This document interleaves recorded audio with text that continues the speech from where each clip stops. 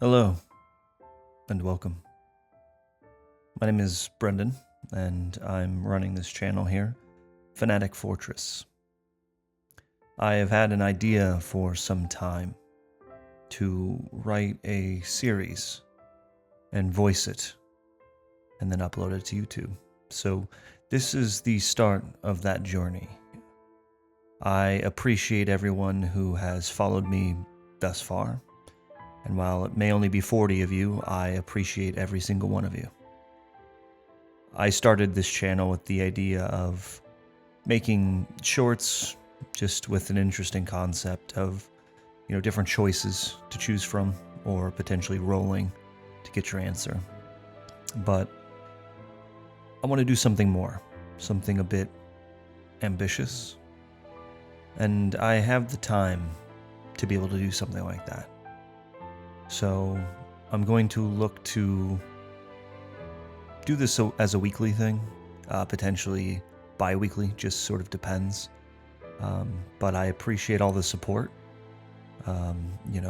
It's been awesome so far just seeing the positive reception of even the shorts that I've done.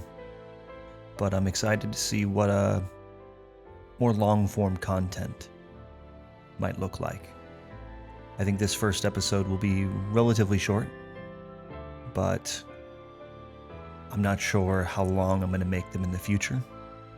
Any feedback you can provide is, that would be great. And without further ado, let's get right into it. I hope you enjoy.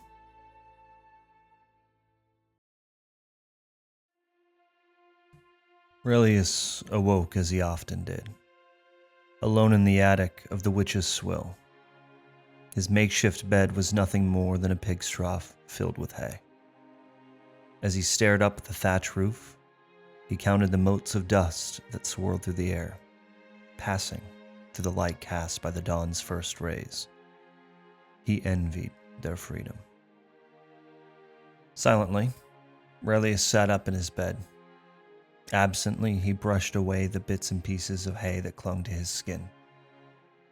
He swung his feet over the side of the trough, deftly placing his feet on two attic floorboards he knew didn't cry out under pressure. He stood up, or did as best as he could with the low ceiling, stretching his muscles and rolling his joints. He stifled his yawn, as he dared not ruin the morning silence. Like a dance rehearsed 1,000 times, Aurelius made his way to the other side of the attic, avoiding all the boards he knew would be too loud. In one swift motion, he sat atop a wooden crate and looked at the wall in front of him. Etched on the half wall, behind a crate of supplies, were hundreds of lines, crossed in fives. Aurelius's lips flashed with a hint of a smile. So brief, but a smile nonetheless. He reached to his left and grabbed the rough gray stone from its resting place. Taking the edge he had sharpened long ago, Aurelius crossed off the 4 tallies at the bottom of the count. This is it, Aurelius thought to himself. 17 at last. Just then, he heard a noise from below, the clash and clangor of clay pottery shattering. The noise broke the calm of the early morning, like the cries of a mad and dying beast. A pit in the teen's stomach formed instantly. So much for a bit of birthday reading.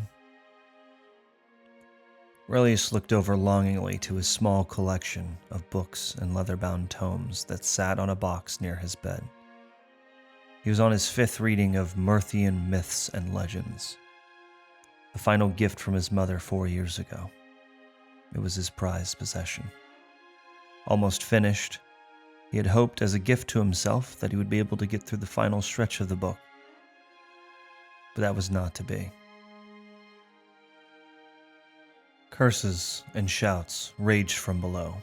A groggy rasp voice cried out, "Where are you, boy?" Aurelius's uncle's voice bellowed throughout the tavern. Clearly he was still drunk from last night's binge. Aurelius learned it was best not to answer the calls from another room, lest not to give his Uncle Vol the impression that he was hiding from him. Aurelius gave up on keeping quiet, walking over to his clothes and boots. Looking over the apparel in its tattered state was always a stark reminder of what he lost those years before he arrived in Bleakbog. From silk doublets and fine linen pants tailored to your form, now all he had were a coarse flax shirt patched all over and 2 sizes too big, with burlap pants that often chafed and itched. "Boy!" Uncle Vol's temper began to flare. Aurelius wasted no time, quickly scrambling into his clothes and throwing on his well-worn boots. Leaping over several crates he used to create an informal partition in the attic, Aurelius made his way to the ladder on the other side. He slid down and landed with a solid thud.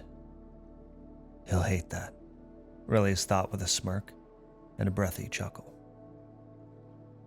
Out through the storage room, past the empty rooms for rent, and down the stairs on the other end of the tavern, Aurelius drew a deep breath before making his appearance. Aurelius rushed down the stairs. With a hefty smack, he collided with Vol. A look of anger was plastered over his uncle's face. He stood there in silence, Vol's eyes narrowed. His imposing size was an immense benefit for the sometimes rowdy brawls that would take place in the tavern. His tall stature was his prime method to intimidate his nephew, but Aurelius now nearly matched him in height. He now resorted to getting physical. He was a portly man. His thick arms and legs were a testament to his Tevadian roots. His face was a deep red and marred with pocks and bumps. His nose was large and bulbous and sat over a thick bearded face. His beard fared much better than the hair atop his head, which was wispy and thin. Aurelius could smell the baric hooch his uncle favored clinging to his breath like a beggar to his last pence. Drunkenly, Vol swayed, but he never broke his gaze. The two stood on the steps until his uncle finally spoke, pushing a finger into the young man's chest. "So the little prince is awake now. About damn time. Lazier than a bog sloth you are. Get your ass down there and clean up. Now." His uncle's words oozed like venom, steeped with disdain. Vol turned and made his way down the stairs and past the mess to the back of the tavern. His boots crunched over the clay remains. "A most happy birthday to me," Aurelius thought, finishing his descent and rounding behind the bar. He stood there for a moment and inspected the devastation. There had to be at least a dozen plates and several bowls now cracked and split over the dirty, cobbled floor. It took some time to clean. Aurelius spent the early morning picking the pieces out of the cracks between the hewn cobbles, ensuring his uncle had nothing to chastise him for in the future. Fortunately, Vol gave a gift to Aurelius as he had fallen asleep once again, his body draping over a chair next to the dish tub. Aurelius took in the peaceful silence of the tavern, but a moment too soon. The chime of the bell at the front door rang out. Behind the wall, he heard his uncle stir, a deep snort signifying his wakefulness. As the door swung open, the stale bog air found its way into the tavern. The gravekeeper, often the first patron to be found at the Witch's Swill, his nightly routines came to an end, and he often drank in silent solace. The gravekeeper approached the counter, pulling out one of the shoddy wooden stools, and sat down. He looked at Aurelius, giving him a nod. The nod wasn't a greeting, but a confirmation that he wanted his regular pour of an Iborian single malt whiskey. Aurelius, without hesitating, reached for the bottle and one of the nicer glasses from behind the counter. He always found the gravekeeper's lack of verbal harassment to be a sign of tentative respect, to which Aurelius enjoyed rewarding. Setting the glass down in front of the gravekeeper, he uncorked the bottle that contained the dark amber liquid. A pungent smell of age escaped and invaded Aurelius's nostrils. As he went for the pour, he was knocked off balance with a solid hip check from his uncle. Vol grabbed the bottle and let out a solid laugh from his gut. Aurelius was able to catch himself. His uncle smiled a toothy and satisfied grin, knowing Aurelius wasn't going to do anything. He was right. Aurelius wasn't in much of a position to do anything, let alone retaliate. Small greetings and attempted idle chatting with the gravekeeper was had by Vol. But much like those he buried, the gravekeeper remained as quiet as the damned and the dead. The bell to the front door chimed again. Aurelius and Vol immediately looked at the door. The oddity that anyone other than the gravekeeper would make their way to the tavern this early was almost unheard of. Aurelius watched as a man taller than even Vol stepped into the tavern. Both his hair and beard were of medium length, which were a dark brown mixed with gray streaks that hinted of age. Definitely an outsider. The folks of Tevadia often had dark blonde or light brown hair, with dark eyes to match. But the man's hair was much darker, and his eyes a cool steel gray. There was a rugged handsomeness to his face. He wore a set of clean leather armor with large steel pauldrons.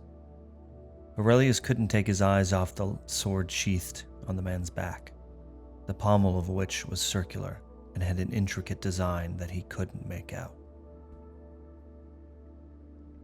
An adventurer? Aurelius thought. What's he doing out here? Vol must have had the same exact thought. Regaining his composure, he turned on his false charisma once again. Welcome to the Witch's Swill, traveler. How can we be of service? Vol attempted a bow. He knew little of proper formal etiquette when dealing with others. Aurelius tried to teach him what he was taught by his father. The reward was a blackened eye. I'm looking to rent one of your rooms. I'll be staying for roughly a week if all goes well. The man seemed unfazed by Vol's informalities. He peered around the dining area of the tavern and noted everyone in the room, shifting his gaze from Vol to the gravekeeper to Aurelius. He gave Aurelius a respectful nod of acknowledgement. And, does the master have a name? Gareth Morn. Well, Master Gareth, I will grab you a key, and the boy will show you to your room. Vol walked past Aurelius and shoved him out of the way. On with you, boy, Vol hissed. Gareth watched Vol retreat to the back room of the tavern. Aurelius, the gravekeeper, and Gareth stood in silence, save for the clink of the fine glass. The adventurer took an interest in the glass. He walked towards the bar and pulled out the chair next to the gravekeeper. Iborian, a man of taste, I see. Gareth reached to his side and pulled out a hefty pouch of coin. He tossed the coin purse on the bar, looking to Aurelius. I'll have what he's having. Pulling out a silver coin, he flipped it towards the teen. Caught off guard, Aurelius clumsily caught the silver coin. He held it in amazement. A Myrthian silver bit. The face of the coin was minted with the depiction of the goddess, Deverna. A beautiful feminine face with motherly features had been expertly crafted on the coin. As he admired the payment, a hand lashed out and pried it from his. Give me that, boy. You know you aren't to touch the money. Now pour him his drink. Vol immediately began to admire the coin himself. Aurelius realized Gareth was watching silently.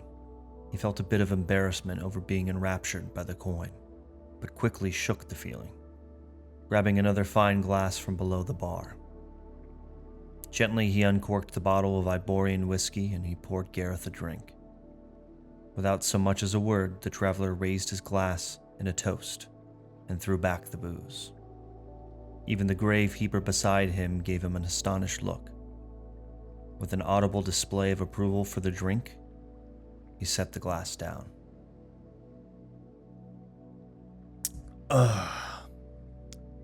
Might need another here soon. He smiled and gave a wink. But first, I need to gather my things. Gareth Morn stood up and stretched with a yawn. Aurelius noted the man's relaxed demeanor, as if he immediately felt at home. Here's for the room. Gareth reached into his pouch once again, grabbing several more silver bits. He extended an arm over the bar and dropped the payment into Vol's hands. Vol clutched the coins as though his life depended on their safekeeping. A giddy smile crested his face. The boy will take you to your room, Master Gareth. Should you need anything, don't be afraid to call on him. Vol gave Aurelius the key. Confused by the lack of an insult or physical altercation from his uncle, Aurelius made his way towards the stairs. Gareth followed, shouldering his pack with one arm. The rooms are just up these stairs, Aurelius said as he reached the top. He walked 15 paces down the hall towards the first room. He opened the door to the right with a small bronze key. The lock took a bit of play to get it just right. The trick of jiggling the key to trigger the pins took a bit of skill. Not many folks stayed here either, so he was a bit rusty. The solid clank of the small metallic innards of the mechanism signified success. Aurelius pushed open the door, revealing the room. A moderately sized bed took up a majority of the space, with a small desk and a chair on the opposite side consuming the rest. Gareth peeked into the room just behind Aurelius. Quaint. Aurelius handed over the key to Gareth. Now standing side by side, Aurelius was able to note more about the stranger. Gareth Morn stood nearly 6.5 feet tall. So tall, in fact, he had to duck his head just a bit upon entering his room. He set his pack down on the chair next to the desk. His masculine features gained definition through his leather armor. Aurelius noted the man's physique, impressed and a bit jealous. I stay up in the attic, should you need anything and I'm not around in the bar. I'm more than likely up there. Noted. I think I'll get myself settled in. I have some studying to do, and I think I should get started as soon as I can. Aurelius cocked his head slightly at the statement. Studying? His curiosity was piqued, but he knew Vol would lose his temper if he was caught fraternizing with the patrons, so he left it alone. With a deep bow, he left the traveler. Aurelius's mind wandered as he considered all the different things Gareth could be studying. Why would he need to come to Bleakbog for this studying anyways? Unless he was planning to study how miserable the villagers are, there didn't seem to be much of a reason to make the journey this far out from civilization. As Aurelius pondered, he returned to the bar. His uncle was whistling a tune and polishing a glass. His mood was clearly affected by Gareth's payment. Without a word, Aurelius left the witch's swill. His daily tasks of retrieving various goods from the other villagers was oftentimes the highlight of his day. And yet, on his birthday no less, something much more intriguing was happening.